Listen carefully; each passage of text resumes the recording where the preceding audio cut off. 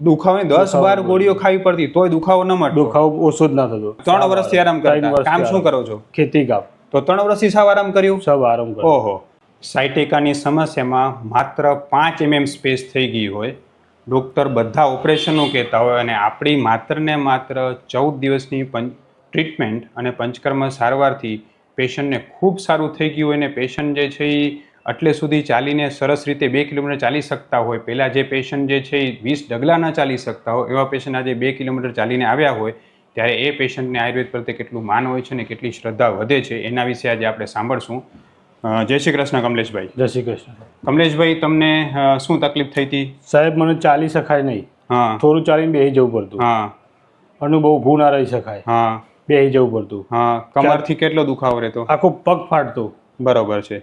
ને કેટલા સમયથી આ પ્રોબ્લેમ થઈ? આજે 3 વર્ષથી તકલીફ હતી સાહેબ. 3 વર્ષથી તમને તકલીફ હતી સાયટિકાની, બરોબર છે. અને એના માટે લગભગ તમે કેટલા અલગ અલગ ડોક્ટરને બતાવ્યું હશે? ડોક્ટરો 4-5 સાહેબ બદલ્યા હતા. બધા ડોક્ટરો ઓપરેશન કરવાનું જ કહેતા હતા. બધા ઓપરેશન કરવાનું? ઓપરેશન કરવું જ પડશે એમ. તો તમે ક્યાંથી આવો છો? હું તાલુકો વિજાપુર, ગામ લાડોલ. બરોબર. તો ત્યાંથી આ 500 કિલોમીટર દૂર તમને આપણી હોસ્પિટલની જાણ કઈ રીતે થઈ? સાહેબ, મેં તમારો વિડીયો જોયો હતો એના પર જાણ મળી હતી મને. બરોબર. અને જેમ વિડીયોમાં દરેક પેશન્ટને સારું થઈ જતું હતું ને એને 100% સંતોષ થતો હતો, એટલો તમને સંતોષ થયો? સંતોષ થયો સાહેબ. બરોબર. તમારું જે નિદાન થયું, તમારી જે ટ્રીટમેન્ટ 100% નિદાન મારું પાકું થઈ ગયું અને તમને 100% સંતોષ થયો, બરોબર છે. તો જે તમને આ સાયટિકાની તકલીફ થઈ હતી, કમરના મણકામાં નસ દબાતી હતી, એ કઈ રીતે શરૂ થઈ હતી તમને? મેં ખાતરની થેલી ઉપાડી હતી ને એના કારણે બીજા દાડા પકડી દીધો. બીજા દાડા તો ચાલી ના શકાય. એટલા બધો તકલીફ હતી. બહુ મોડું રાડ્યો પાડું સાહેબ. બરોબર. રવાય જ દે. બરોબર. બીજું શું થતું એમાં? બીજું આખો પગ ફાટતો, આખો પગ બળતો એટલે બેસી જવું પડતું. અચ્છા. કેટલું ચાલી શકતા?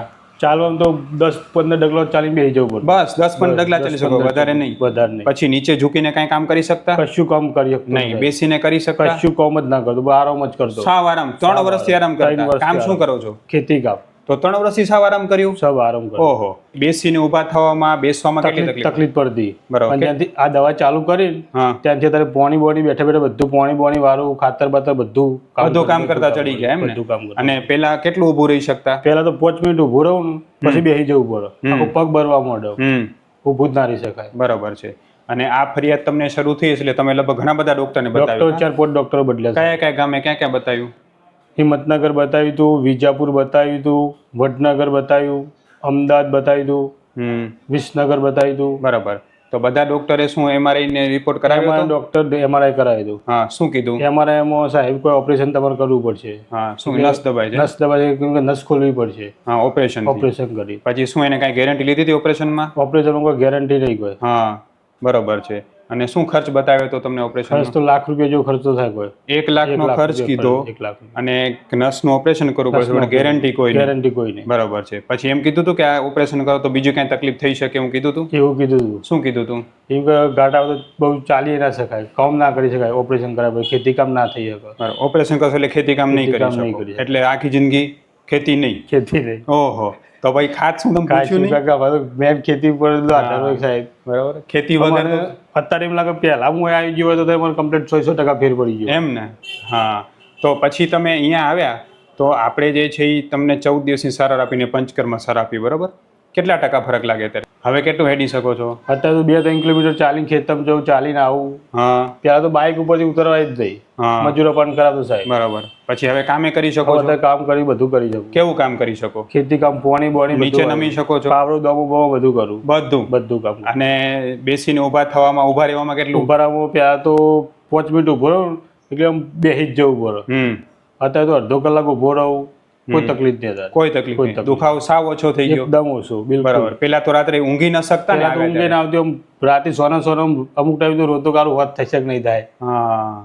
વિચારો ખોટા આવતા. હા. બહુ તકલીફ છે દુખાવાને કારણે. દુખાવાની ગોળી કામ ન કરે. આ ઉંમરમાં આપણે આ તકલીફ થાય.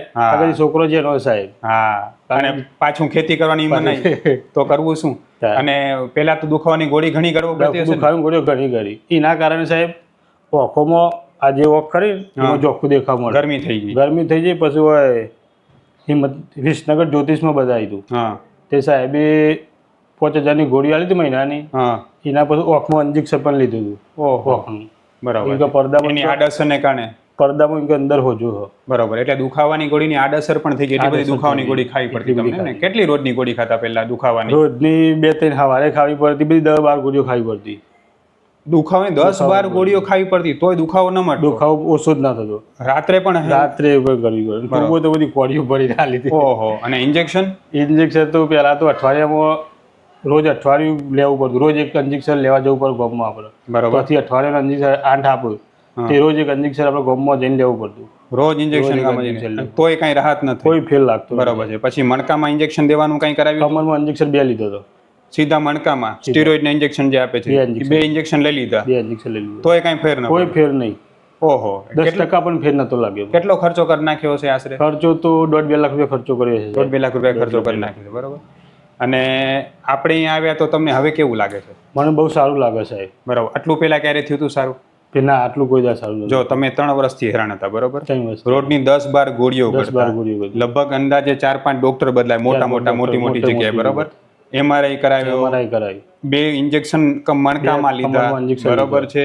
બાકી રૂટીનના ઇન્જેક્શન ને ગોળીઓ તો અલગ જ. અલગ જ. લગભગ 1.5-2 લાખનો ખર્ચો કરી નાખ્યો લાખનો હશે. ખર્ચો આટલા હેરાન થયા અને આપણે જે 1 મહિનાની દવા કરીને પંચકર્મ કર્યું એટલો ફાયદો ક્યારે થયો? 50 ના 50 આરી દવા તમારી દવા લીધા પછી 50% ફેર પડી ગયો. 50 એટલો ફાયદો કોઈ દી થયો છે ક્યાંય? ના, એટલો કોઈ ફાયદો થયો નહીં. અને ઓલી જે 12 ગોળીઓ ગળતા હતા બધી ગોળી બંધ કરી દીધી? બધું બંધ કરીને બધું નાખી દીધું. એકે દુખાવાની ગોળી નથી પડી? ગોળી નહીં. બરોબર છે. તમને લાગતું એટલો જલ્દી ફાયદો થાય દેશીમાં? દેશીમાં મને વિશ્વાસ નતો, પણ એમ કે હોય 100% મારો એક ભાઈ કહેતો હતો કે હોય 100% તમે બતાવી આવો એકવાર. હા. તો આવડા તમને એમ લાગે ને કે આવડા દૂરથી તમે આવ્યો તો તમારો ધક્કો વસૂલ થયો? ધક્કો વસૂલ થઈ ગયો સાહેબ. અત્યારે એમ લાગે પહેલા આવ્યો તો અત્યારે કમ્પ્લીટ થઈ ગયું હતું. હા, બરોબર છે. હું ડૉક્ટર વિશાલ પંડ્યા એક MD આયુર્વેદ ડૉક્ટર છું. મેં મારો 10 વર્ષ સુધીનો MD આયુર્વેદનો અભ્યાસ જામનગરની વિશ્વ પ્રસિદ્ધ આયુર્વેદ કોલેજમાંથી કરેલો છે. 2011થી એટલે કે છેલ્લા 13 વર્ષથી હું ગાંધીધામ કચ્છ ખાતે NABH માન્યતા પ્રાપ્ત પંચકર્મા આયુર્વેદ હોસ્પિટલ ચલાવું છું. અમે લોકોએ આયુર્વેદ સારવારથી હજારો દર્દીને સાજા કર્યા છે. તેના વિડીયો રિવ્યૂ અમારા આ જ ફેસબુક, ઇન્સ્ટાગ્રામ કે યુટ્યુબ ચેનલ ઉપર છે, જે જરૂર જોવા અને જાણો કે કેવા જૂના રોગો કેટલા ઝડપથી સાજા થયા છે. અમે 2 રીતે સારવાર કરતા હોઈએ છીએ. સૌથી પહેલાં તો કચ્છ કે એની આસપાસના દર્દીઓએ હોસ્પિટલમાં રૂબરૂ બતાવવા માટે આવવું, અને બીજું કચ્છથી દૂર રહેતા દર્દીઓ માટે ઘર બેઠા ઓનલાઈન દવા પણ મંગાવી શકે છે. વધુ માહિતી માટે નીચેના નંબર ઉપર હાય લખીને વોટ્સએપ કરો, એટલે તમને ફીસ કેટલી છે, કોર્સ કેટલો કરવો પડશે વગેરે માહિતી વોટ્સએપમાં મોકલી આપશું. હવે ખરેખર જે કમલેશજીભાઈને માધ્યમથી હું લોકોને એ કહેવા માગું છું કે એમને જે પ્રોબ્લેમ હતી સાયટિકા, કમરના મણકામાં નસ દબાઈ જવી, ગાદી ખસી જવી, આ પ્રોબ્લેમને કારણે જે નસ દબાતી હતી એમાં સ્પેસ માત્ર 5 mm હતી. એટલે 5 mm સ્પેસમાં હંમેશા ઓપરેશનની જ જરૂર પડતી, હું ડૉક્ટરો કહેતા હોય. આયુર્વેદમાં એવી પદ્ધતિ છે, એટલી સારવાર છે, એટલી પંચકર્મની ટ્રીટમેન્ટ છે કે એટલી ઝડપથી ફાયદો પણ આપે છે અને સાથે સાથે પેશન્ટ પોતાનું રૂટીન કામકાજ કરી શકે છે. પેશન્ટને અમે ક્યારેય એવું નથી કહેતા કે તમે આ કામ ન કરો. જે જૂનું કામ કરતા હતા એ બધું કરી શકે એવી રીતે જ અમે ટ્રીટમેન્ટ કરાવતા હોઈએ છીએ. અને સાયટિકામાં ખાસ કરીને આયુર્વેદ પ્રમાણે વાત વ્યાધિ છે ને વાત વ્યાધિની અમે ટ્રીટમેન્ટ આપી હતી. ને આજે પરિણામ તમારી સામે છે. કમલેશભાઈ પોતે બોલી રહ્યા છે કે જેને એમ કહી દીધું હતું કે આજીવનની ખેતી કામ નહીં કરી શકે ઓપરેશન કરાવ્યા પછી, એની બદલે ઓપરેશન વગર આટલા બધા સ્વસ્થ થઈ ગયા છે. કમલેશભાઈ, તમારા જેવા કેટલા એવા હજારો પેશન્ટ છે બિચારા કે જેને સાયટિકામાં કોકે ઓપરેશન કીધું હોય, કોકે ઇન્જેક્શન લેવડાવી આવ્યા હશે, આટલા બધા ખર્ચા કરી લીધા હશે અને છતાં રાહત નહીં થઈ હોય, તો એવા દર્દીને તમે આપણી અહીંયા હોસ્પિટલની ટ્રીટમેન્ટ કે સારવાર વિશે તમે શું કહેશો? આવવું જરૂરી છે હોય આવવું જરૂરી સાહેબ. બરાબર છે. તમને એમાં 100% સંતોષ થયો એમ ને? 100% મને સંતોષ છે. બરાબર. મને એમ લાગે હું પહેલા આવ્યો તો ત્યારે 100% કમ્પ્લીટ થઈ ગયું હતું. બરાબર છે. અને પહેલા તમે જે બીજી દવાઓ બધી ગળતા હતી તમને ગરમ પડતી ને? ગરમ પડતી, બહુ ગરમ પડતી. આંખમાં ને બધી ગરમ પડતી. બરાબર. બહુ ગરમ પડતી. આપણી દવા ક્યારે ગરમ પડી? આપણી દવા કોઈ ગરમ પડી નહીં. એટલે હું તમને એ પણ કહેવા માંગુ છું કે તમે કોઈ પણ જગ્યાએ આયુર્વેદ સારવાર લેતા હોય, પછી તમે ઓનલાઈન કોઈ જગ્યાએ લેતા હો, તમે કોઈ ડૉક્ટર પાસે લેતા હો, તમે કોઈ જે છે એ મેડિકલ સ્ટોરમાંથી લેતા હો, કે પછી તમે હાથે કોઈ દવા લેતા હો, જો તમને એ દવા ગરમ પડે છે તો તાત્કાલિક એ દવા બંધ કરો. આયુર્વેદ દવા ક્યારેય ગરમ હોતી નથી.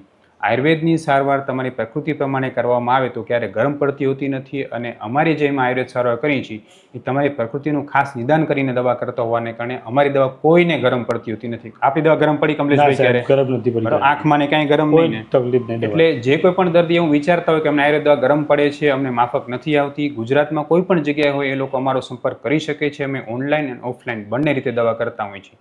સાથે સાથે અમે જે અહીંયા પંચકર્મા સારવાર કરાવી છે એના માટે પણ તમને કહેવા માંગીશ કે દર વખતે પંચકર્મા સારવારથી શરીરમાં સ્ફૂર્તિનો વધારો થતો જવો જોઈએ અને રોગ ઝડપથી દૂર થવો જોઈએ. તમે કોઈ પણ જગ્યાએ પંચકર્મા સારવાર પણ કરાવતા હો તો તમે ખાસ એ ડૉક્ટરને પૂછો કે આ સારવારથી મને નબળાઈ તો નહીં આવી જાય ને, અથવા તો મારો રોગ કેટલો ઝડપથી દૂર થશે. જો આ પ્રશ્નનો તમને સંતોષકારક જવાબ મળે તો અને તો જ ત્યાં પંચકર્મ સારવાર કરાવવી જોઈએ. અન્યથા આયુર્વેદના નામે પંચકર્મના ઘણા બધા કેસોમાં આયુર્વેદનું નામ ખરાબ થતું હોય છે. અમે જે અહીંયા પંચકર્મ સારવાર કરાવીએ છીએ લોકોને ઝડપથી ફાયદો આપે છે અને સાથે સાથે એ સારવારથી સતત સ્ફૂર્તિ વધતી જાય છે. કમલેશભાઈ, ખૂબ ખૂબ ધન્યવાદ તમારો. અને તમારો જે આ વિડીયો છે લોકોને આયુર્વેદમાં શ્રદ્ધા વધે એના માટે આપણે ફેસબુક, ઇન્સ્ટાગ્રામ કે યુટ્યુબમાં મૂકી શકીએ? મૂકી શકો સાહેબ. બરાબર છે. ખૂબ ખૂબ ધન્યવાદ કમલેશભાઈ. જય શ્રી જય કૃષ્ણ. શ્રી કૃષ્ણ.